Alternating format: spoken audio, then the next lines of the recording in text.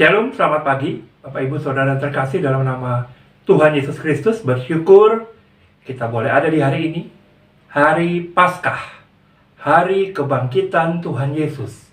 Dia sudah bangkit, dia membuktikan pernyataannya bahwa dia akan bangkit pada hari Minggu, pada hari yang ketiga setelah penyalipannya. Dan terbukti hari ini dia bangkit. Kita merayakan Paskah. Selamat Paskah. Sebelumnya kita akan merenungkan firman Tuhan untuk menjalani hari ini. Firman Tuhan yang akan menguatkan kita, meneguhkan kita kembali, kebesaran Tuhan, kehebatan Tuhan Yesus Kristus. Sebelumnya mari kita berdoa. Tuhan Yesus, terima kasih kami sudah boleh bangun hari ini. Kami mau menjalani hari ini bersama dengan Tuhan. Di Paskah ini kami mau merayakan Paskah bersama jemaat Tuhan, di mana kami berjemaat. Berkatilah kami Tuhan. Siapkan hati kami untuk juga mendengarkan firman Tuhan di pagi ini sebelum kami menjalani hari ini. Sehingga hidup kami terarah menurut maunya Tuhan, sesuai menurut maunya Tuhan. Berbicaralah ya Tuhan, pakai hamba-Mu dalam segala keberadaannya. Dalam nama Tuhan Yesus kami berdoa, amin. Bapak Ibu Saudara terkasih, kita akan belajar dari Matius pasal yang ke-28, ayat yang pertama sampai yang ke-10 dan 11 sampai 15. Matius 28, ayat pertama sampai 10, 11 sampai 15. Dalam dua perikop ini, kita belajar yang pertama tentang kebangkitan Yesus. Pada pagi-pagi buta, beberapa wanita datang ke kubur Yesus. Tujuannya adalah masih dalam rangka sedih hati, kesedihan, kehilangan pribadi yang mereka sembah, pribadi yang mereka ikuti, guru mereka merasa sedih. Ya, mungkin kalau dalam tradisi Indonesia mau melayat ya, ziarah untuk melepas rindu. Tapi ternyata waktu mereka datang di pagi itu, terjadi peristiwa yang tidak pernah mereka duga. Ada gempa terjadi. Dan terjadilah satu situasi, waktu mereka lihat kubur itu, pintu batu itu sudah terbuka. Dan kubur itu sudah kosong. Ada malaikat berkata, siapa yang kau cari? Yang kau cari tidak ada di sini. Begitu. Para prajurit pun terdiam, seperti orang mati. Situasinya sangat menyeramkan atau mengerikan, karena situasi itu mereka merasa terkejut. Lalu Maria dan Maria yang satunya, Maria Magdalena dan yang lainnya itu disampaikan oleh malaikat bahwa yang kau cari tidak ada di sini. Yang kau cari tidak ada di sini. Dia sudah bangkit. Bapak Ibu, dalam peristiwa kebangkitan ini, kita boleh melihat bagaimana Yesus menyatakan apa yang dia sudah janjikan. Dia bangkit. Dia menang atas maut. Dia tidak dikuasai oleh maut. Dia menjadi pemenang dari maut itu. Dia sudah bangkit. Dia sudah mengalahkan dosa. Dia sudah menebus kita, manusia berdosa. Bapak Ibu, ini fakta. Kebangkitan Yesus adalah fakta sejarah, realitas sejarah, dan datanya tertulis. Bukannya di Alkitab. Polikarpus pun menulis dalam tulisannya pada tahun ke-90. Polikarpus ini adalah murid Yohanes, Rasul Yohanes yang menulis kebangkitan Yesus, kematiannya. Jadi secara data tertulis, ada. Dan dunia mengakuinya. Sejarah mengakuinya. Bahwa Yesus bangkit. Jadi tidak bisa lagi kita bantah. Kalau kita bisa bicara soal ayat per ayat, setiap orang atau setiap keyakinan punya ayat masing-masing. Dan jika diperdebatkan, tidak ada yang mau kalah. Tetapi kalau bicara soal fakta, data, dan realita di lapangan, sejarah, mau bagaimana membantahnya? Sedangkan Alkitab juga tertulis berdasarkan data dan fakta serta sejarah. Jadi hari ini melalui tulisan Matius, Rasul Matius ya, murid yang bernama Matius ini, dinyatakan bahwa benar Yesus bangkit. Pada ayat 9 dan 10, mereka bertemu dengan Yesus dan Yesus berkata, "Jangan takut. Ceritakan pada banyak orang bahwa aku bangkit. Aku memberi kebebasan, aku memberi kemenangan. Aku sudah menang atas maut. Ceritakan pada banyak orang. Saksikan pada banyak orang bahwa Yesus bangkit. Dia sudah mengalahkan ketakutan-ketakutan. Jadi jangan takut lagi." Itu yang Yesus katakan. Dan mereka juga bilang, begitu, ceritakan pada banyak orang bahwa Yesus sudah bangkit. Ya. Jadi Bapak Ibu, dari peristiwa ini kita melihat, tidak bisa kita lagi ragukan sebenarnya. Jangan lagi ragu akan kebangkitan Yesus. Banyak perkataan orang, banyak ungkapan-ungkapan orang yang muncul, membantah dan sebagainya. Sudah, tidak usah dipikirkan. Tidak usah dipikirkan. Yang penting Alkitab sudah menulis berdasarkan fakta. Dan banyak tulisan-tulisan yang mendukung Alkitab. Jadi jangan lagi ragu. Percayalah bahwa dia sudah bangkit. Maria, para perempuan, dan para murid-murid yang lain pun pertamanya awal juga ragu. Tapi setelah Yesus menampakkan diri, ya, membuat mereka tidak lagi ragu. Bapak Ibu, dalam bagian sebelumnya, ya, direncanakan, diminta oleh para tokoh-tokoh agama untuk meminta Pilatus memberikan prajurit untuk menjaga supaya tidak terjadi pencurian, karena mereka sudah tahu nubuatan Yesus bahwa Yesus akan bangkit pada hari yang ketiga. Nah, Pilatus memberi prajurit untuk menjaga, tapi ternyata apa yang mereka takutkan, apa yang mereka rencanakan, tidak mampu melawan kuasa Tuhan yang besar. Mereka berpikir, saya berpikir begini, mereka berpikir entah mereka takut ya, mereka percaya di sisi lain ada rasa takut karena memang itu yang menyalahkan Yesus yang hebat itu. Mereka punya rasa takut, sedikit percaya, mungkin bisa terjadi, atau mereka bisa berpikir bahwa murid-murid mengambil, tapi saya pikir argumen itu tidak mungkin ya, karena kalau murid-murid mengambil, bagaimana bisa mengambil dijaga oleh prajurit-prajurit? Kan tidak mungkin ya.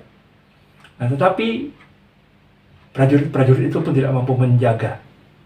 Ternyata Yesus bangkit. Yesus bangkit dari kematiannya. Yesus bangkit dari kematiannya. Tidak bisa dibantah lagi. Dalam ayat 11 sampai 15, prajurit melaporkan pada tokoh-tokoh agama itu, dan mereka pun berkata, "Sudahlah, kau laporkan ceritalah pada orang bahwa dicuri oleh murid-muridnya." Jadi buat cerita gitu ya. Tapi ternyata sebenarnya kan kalau kita mau berpikir logis juga, kalau prajurit itu mau berpikir logis, sebenarnya kan mempermalukan nama mereka juga itu. Tapi karena uang, karena keragusan akan uang, mereka tidak peduli lagi nama baik mereka. Dan mereka tidak peduli keselamatan mereka karena ada jaminan ya.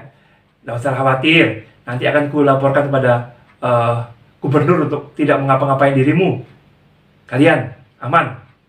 Jadi ada jaminan-jaminan. Mereka tidak peduli nama mereka rusak karena uang. Bapak Ibu, melalui Paskah ini kita belajar bahwa satu, Allahmu, Yesus Kristus, sudah bangkit. Tidak mampu dihalangi oleh rencana-rencana manusia.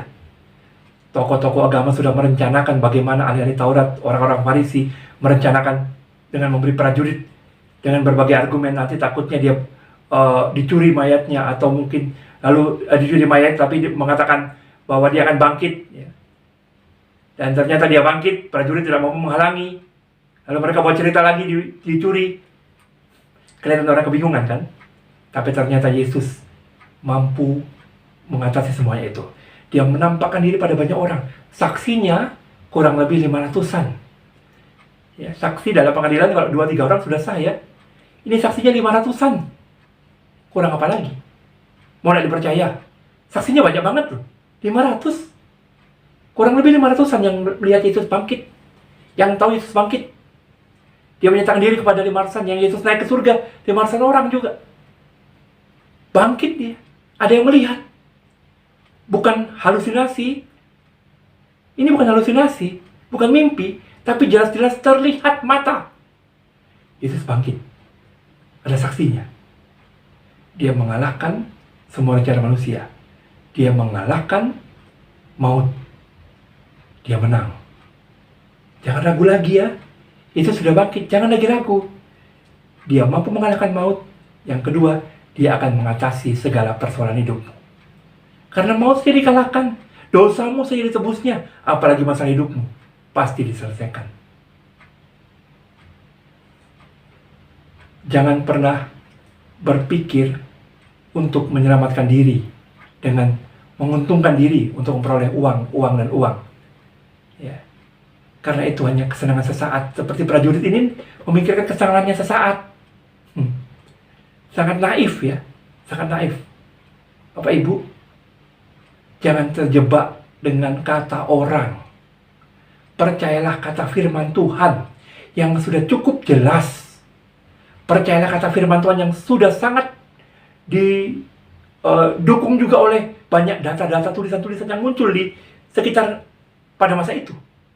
Tidak bisa lagi kita bantah oleh apapun. Jadi percayalah dia bangkit. Kalau dia sudah bangkit, membuktikan dia Tuhan yang berdaulat atas hidup. Membuktikan bahwa dia Tuhan yang menyelesaikan dosamu. Membuktikan dia Tuhan yang bukan hanya menyelesaikan semuanya, bahkan masa hidupmu dia perhatikan. Karena hidupnya diberikan, mau dikalahkan, apalagi masa hidupmu. Yesus bangkit. Jangan takut, jangan ragu. Berjalanlah bersamanya, menjalani hari-harimu ke depan, karena dia sudah bangkit. Mari kita berdoa.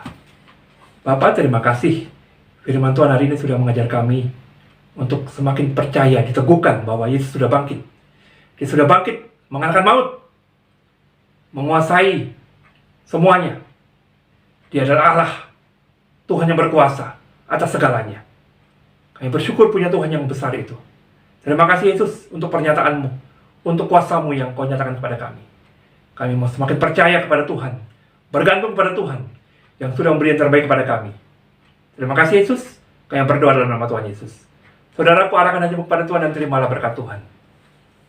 Anugerah sejahtera dari Allah Bapa, cinta kasih daripada Tuhan Yesus Kristus, penyertaan perlindungan Roh Kudus ada bagi kamu semua, mulai sekarang seterusnya sampai selama-lamanya.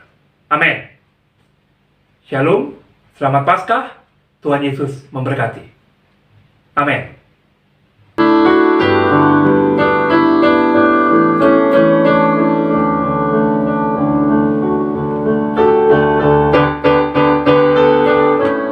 Ku berbahagia, yakin teguh.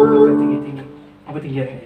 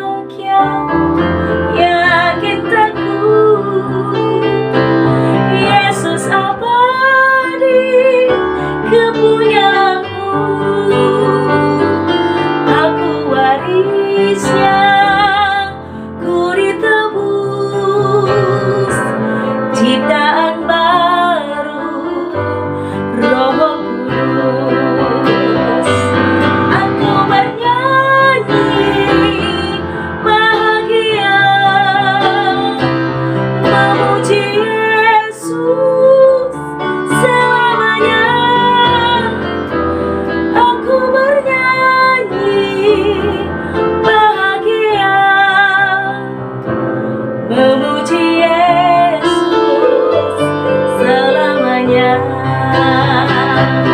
memuji Yesus selamanya, memuji Yesus selamanya.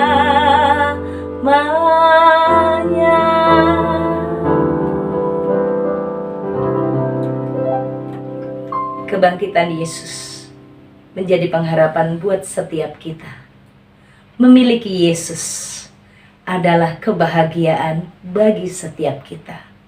Selamat menikmati kebahagiaan, pengharapan, sebab kita memiliki Yesus yang telah bangkit dan hidup selamanya.